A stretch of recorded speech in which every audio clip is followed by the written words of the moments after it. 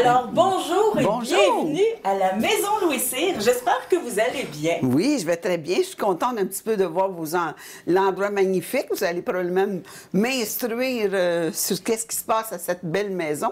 Alors, vous savez, vous connaissez un peu l'histoire du grand personnage.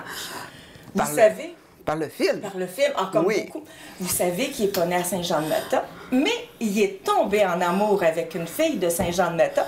Puis après, ben, il est tombé en amour avec mon village. Alors, je le comprends. Puis moi, là, je connais quelqu'un qui pourrait vraiment vous parler en bien de la Maison Louis Cyr. C'est Pierre-Michel Gadoury. Ben, C'est j'aimerais ça. l'instigateur de la Maison Louis Cyr. Parfait. Est-ce qu'il est ici qu'on peut les rencontrer? Oui, oui, certainement. Alors, Pierre-Michel,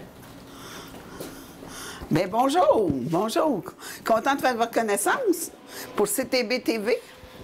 Bonjour. Bonjour. C'est un endroit magnifique à connaître. Et vous allez nous en parler un petit peu? Oui, oui. Ben, en tout cas, là, premièrement, si on parle de la maison, c'est vraiment une maison où a habité vraiment Louis Cyr, ici. Il a habité 3 maisons à Saint-Jean-de-Mata. Une ferme qui avait repris la ferme de son beau-père. C'est là qu'il a habité le plus longtemps, je dirais, une vingtaine d'années. Hein. oui, 20 ans. Puis ensuite, ici, à partir de 1902, une maison qu'il a fait construire à son goût, mais qui a donné en cadeau de mariage à sa fille en 1906. Et puis ensuite, ben, il avait fait construire ce qu'on a appelé sa maison de retraite, l'autre côté de la rue. De ces 3 maisons-là, il reste seulement ici. Les 2 autres ont subi des incendies. Ils sont complètement disparus. Grosse rénovation, En oui. gardant son cachet de Oui. l'époque. Ah oui, regardez ça.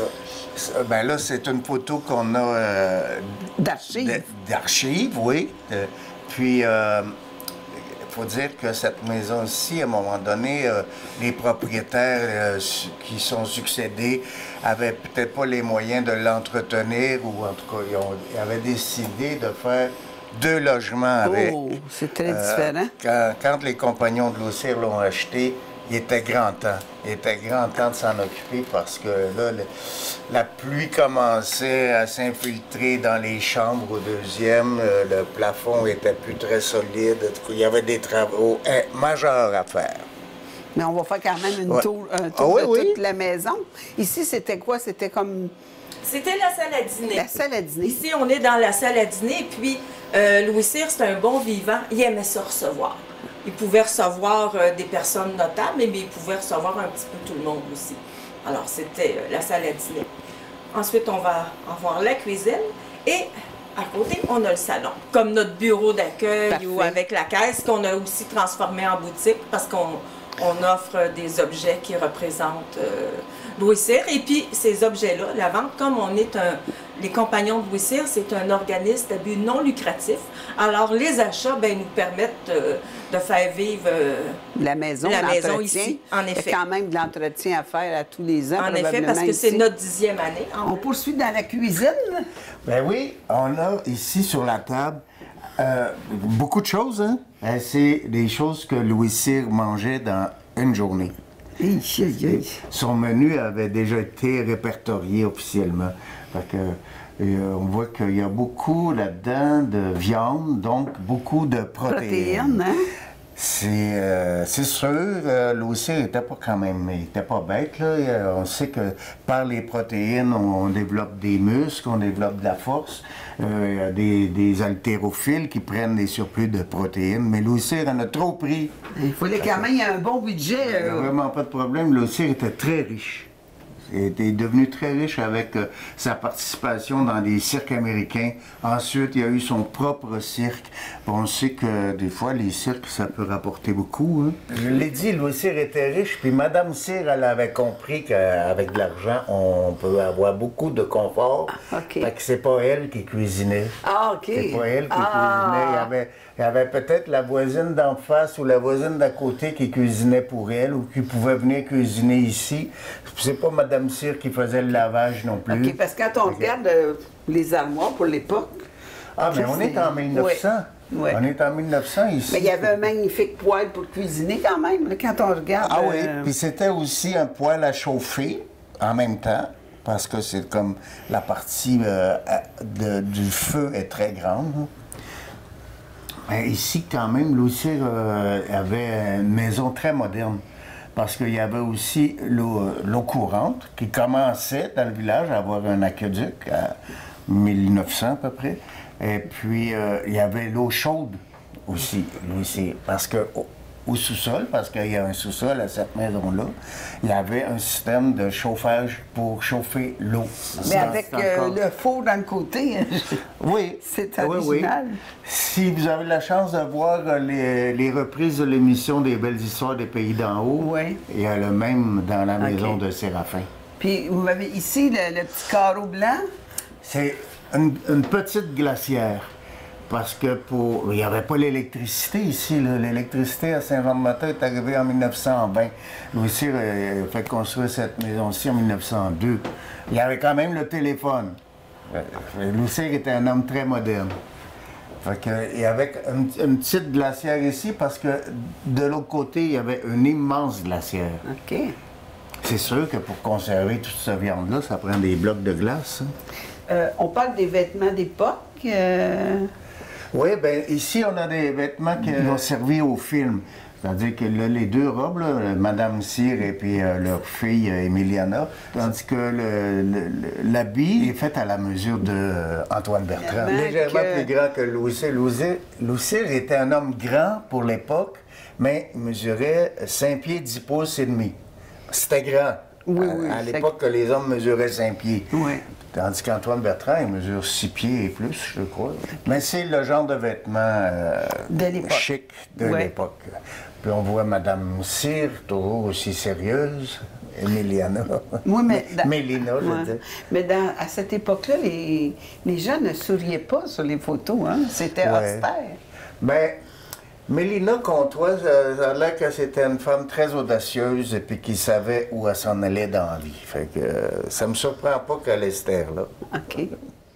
Nous sommes au 2e étage. Une mosaïque de photos de gens avec qui Louis Cyr a travaillé dans différents cirques. On sait que Louis Cyr a travaillé pour des cirques aux États-Unis. Ensuite, il a abandonné ces cirques-là pour partir son propre cirque. Et puis, du même coup, il a comme revampé le monde du cirque en abandonnant les infirmes, là, les freak shows, les femmes à barbe. Puis, ça, il a abandonné ça. Il se concentrait sur l'habileté humaine. Fait qu'il y avait des contorsionnistes, des équilibristes, en tout cas, puis aussi beaucoup de force physique. Oui, c'était sa force, c'est ça. On voit les planchers, c'est des planchers d'origine. Oui, c'est les planchers. Les murs en plâtre, la décoration, c'est vraiment typique de ces années-là. Oui. Puis, ça faisait quand même quelque chose à chauffer à l'hiver. C'était le chauffage au bois. Pour chauffer la maison, il y avait quand même un bon poêle dans la cuisine qu'on a vu tout à l'heure. Il y avait au sous-sol un gros poêle qui chauffait aussi l'eau. Puis pour s'assurer que les gens n'aient pas trop froid dans la baignoire, il y avait un autre petit poêle dans la salle de bain. Bon, on va aller voir ça. Particulière, une salle de bain. C'est du cuivre. Oui, c'est juste parce qu'il n'a pas été frotté. Commencer à frotter ça, il faut tout le temps frotter après. Oui.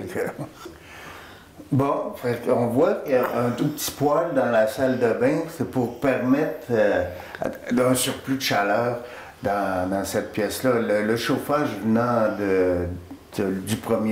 du rez-de-chaussée puis du sous-sol, mais en tout cas ici, c'était un surplus de chaleur pour permettre, comme disons, que Mme Cyr n'ait pas trop froid dans son bain.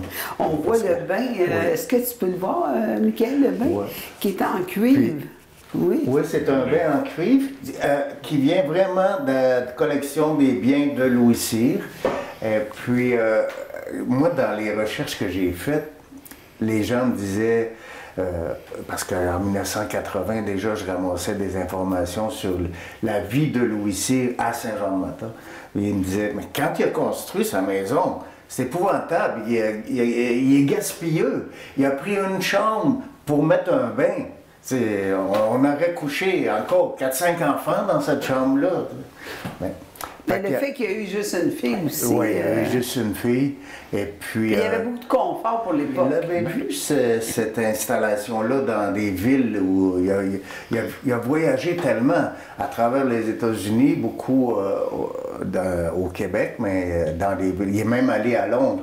Fait qu'il a vu c'était quoi avoir une pièce avec une salle de bain et puis une salle de toilette à côté. Mais les meubles, c'est des meubles d'époque aussi? C'est des meubles d'époque. C'est des meubles de style, celui-là comme dans la salle à manger qui sert d'accueil. En bas, il y a un buffet Eastlake. Ça, c'est une coiffeuse Eastlake. Eastlake, c'est un style de meuble de fin 1800, début 1900, de même époque que l'époque victorienne, sauf que c'est l'anti-victorien. Le victorien, c'est de la surcharge, un peu rococo sur les bords. Le Eastlake, c'est les lignes droites, les lignes plus pures. Juste quelques détails.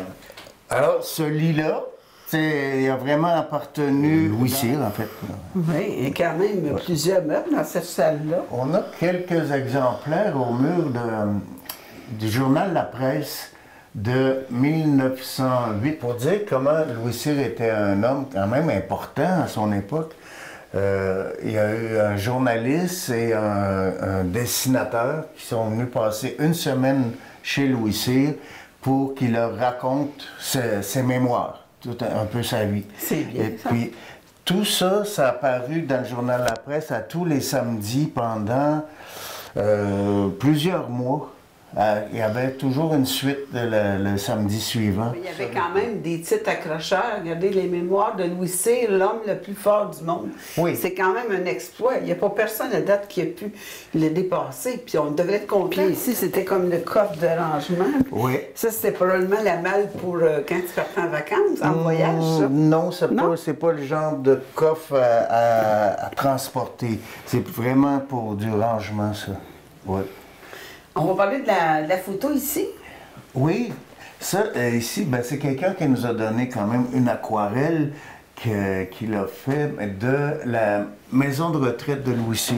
Puis je disais que Louis Cyr a donné cette maison ici à sa fille en cadeau de mariage en 1906. Alors, il s'est fait construire juste l'autre côté de la rue un modèle avec une tourelle un peu plus modeste que celle qui est ici. La maison est un peu moins grande qu'ici, mais quand même, c'était assez cossu comme maison, qui avait, à l'époque, été recouverte de tôle embossée à l'intérieur. C'était très populaire en 1906. Puis quand le feu a pris dans les murs, les pompiers avaient beau arroser, l'extérieur était en tôle, l'intérieur était en tôle. La maison a tout brûlé. Il y a des beaux meubles aussi, on voit que ça s'agence bien avec le décor de ces années-là. Le bois est très présent. Il fallait respecter l'époque aussi pour donner l'ambiance de la chambre d'Emiliana. Elle a été super gâtée, cette fille-là, d'avoir en cadeau une maison. Ben oui, elle a été bien gâtée. Elle a subi un drame épouvantable. Elle est arrivée à 18 ans. Elle avait fini ses études au couvent de Saint-Jean-de-Mata. Les sœurs Saint-Nom-Jésus de Marie étaient spécialisées en musique. On sait que c'est les sœurs qui avaient créé l'école Vincent d'Indy à Montréal. Fait que, on sait que c'était sérieux comme étude de musique. Emiliana avait commencé à donner des concerts de piano. Elle voulait quand même... elle voulait continuer à prendre la route, pour donner des concerts de piano. Et puis, ça, Louis Cyr était peut-être pas tout à fait d'accord à ce que sa fille prenne la route pour faire de la musique. C'est sa mère, Mélina, qui n'était pas d'accord. Mélina, elle avait compris le standing des gens riches. Puis elle dit, tu ne prendras pas la route pour aller faire de la musique. Tu vas marier un notable, soit un notaire, un avocat ou un médecin. Ils ont fait rencontrer un médecin qui s'appelle Zénon Aumont, qui avait 14 ans plus qu'elle. Ça, c'est pas ça le drame. Le drame, c'est que Zénon, il avait vu l'héritage qui pouvait s'en venir. Fait que, sans savoir que Louis Cyr et sa femme décéderaient jeunes, mais il avait compris qu'il y avait beaucoup d'argent. Encore, la mère d'Emiliana, Mélina, une femme brillante quand même, elle a fait faire un contrat de mariage à sa fille qui la protégeait, qui protégeait son argent. Elle était propriétaire de son argent. Contrairement à bien des femmes en 1906, quand ils étaient mariés, bingo, c'est fini, tout ce qu'elles ont appartient au mari. Mais là, le mari, après le décès de Louis Cyr en 1912, et puis 5 ans plus tard, le décès de Mélina, la mère d'Emiliana, là, Zénon, il commence à vouloir de l'argent. Là, il n'y avait plus personne pour protéger Emiliana. Et il l'a brassé pas mal, même qu'elle a écrit dans ses carnets, mon mari m'a frappé, m'a enfermé dans une chambre. Puis là, elle a demandé la séparation. Le divorce n'existait pas, mais la séparation pouvait exister. Elle a demandé la séparation à la cour. Ça lui a été refusé. Fait qu'elle a redemandé 5 ans plus tard, mais imagine le 5 ans qu'elle a passé. Elle a passé Est-ce qu'elle a eu des enfants? Elle a eu 3 garçons. Puis Zénon a fini par trouver une façon de faire un comité pour juger la santé mentale d'Emiliana. Puis il l'a fait enfermer dans un hôpital psychiatrique. Oh mon Dieu, c'est donc bien triste. Oui. Fait que là, il croyait avoir les sous, mais elle avait quand même fait un testament en faveur de ses 3 fils. Puis moi, avec Paul, quand je faisais de la recherche pour l'histoire de Louis Cyr, on a trouvé au bureau d'enregistrement Joliette que Zénon Aumont a demandé à ses 3 fils de renoncer à l'héritage de leur mère en sa faveur à lui.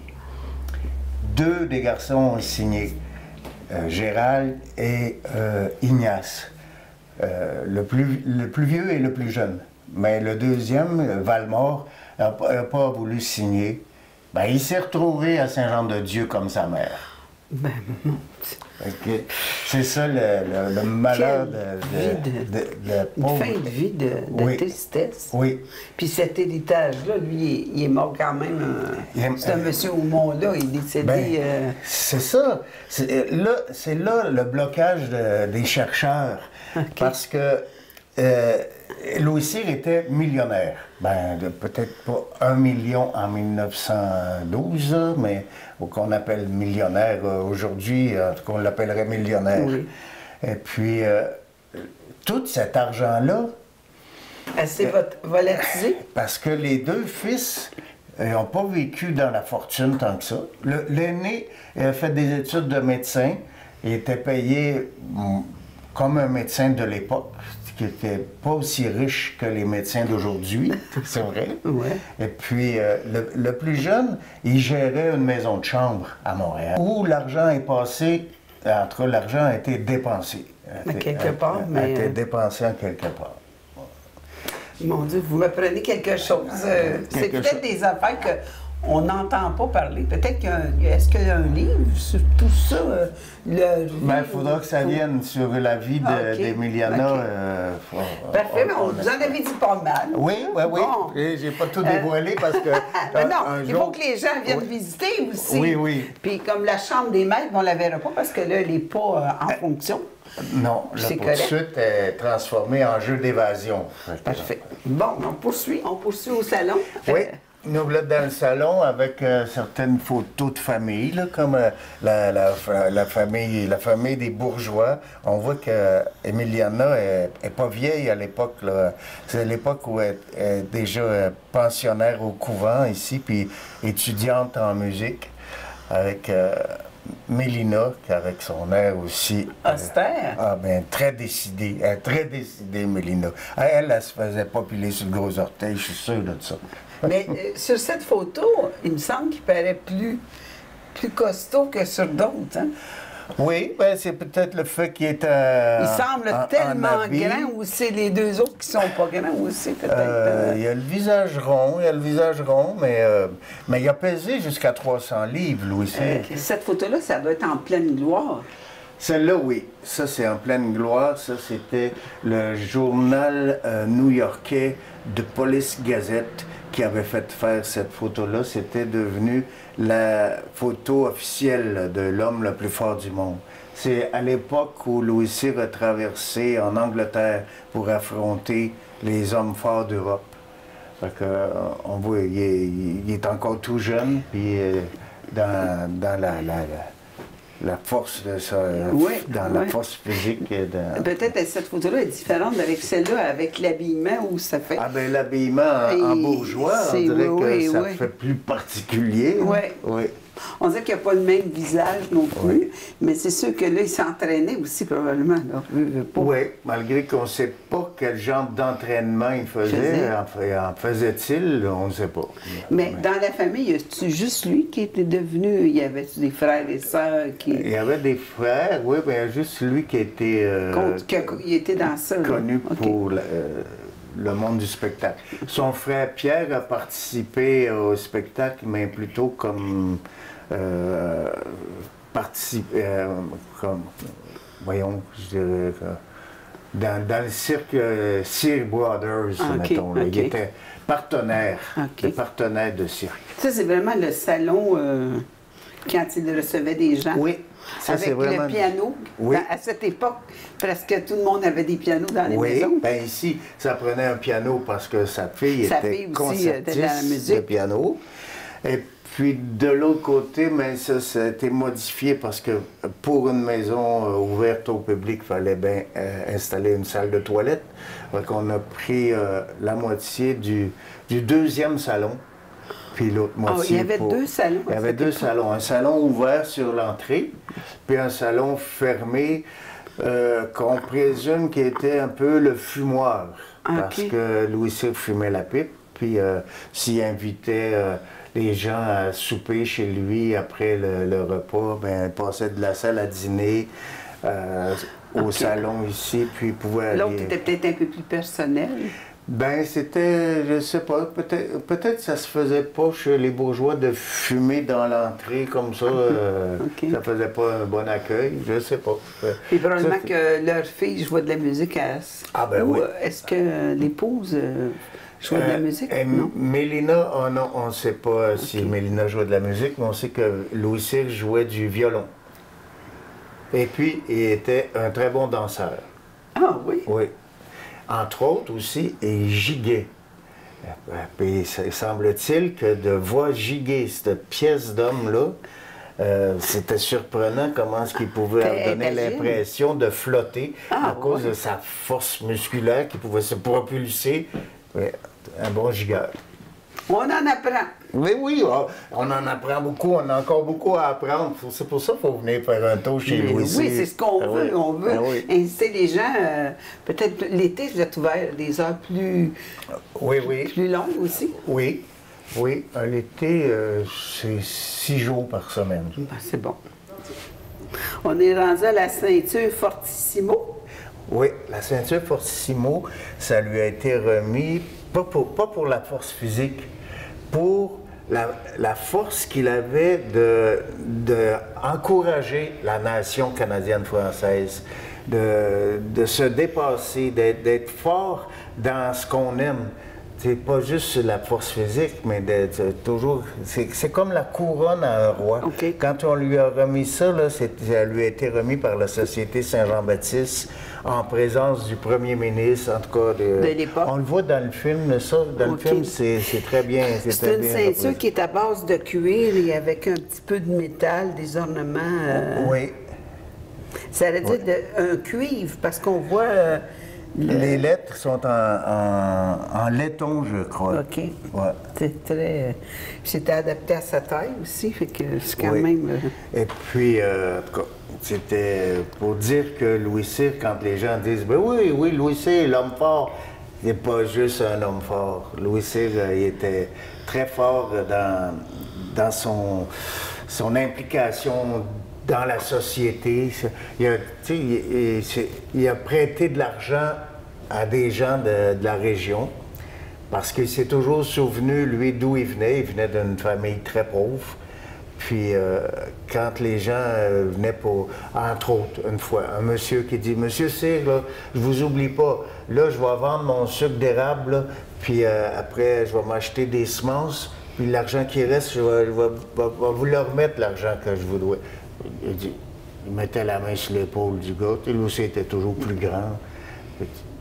Là, tes enfants ont besoin de manger, toi, oublie ça, l'argent que tu me dois. Mais il a fait ça à bien du monde. Il s'est toujours souvenu d'où il venait. Il ne s'est jamais renié son passé d'enfant pauvre. Il a toujours utilisé un encouragement, une force d'encouragement. C'est triste qu'il soit décédé si jeune. Si on a, ouais. Ce qu'il aurait pu continuer à faire.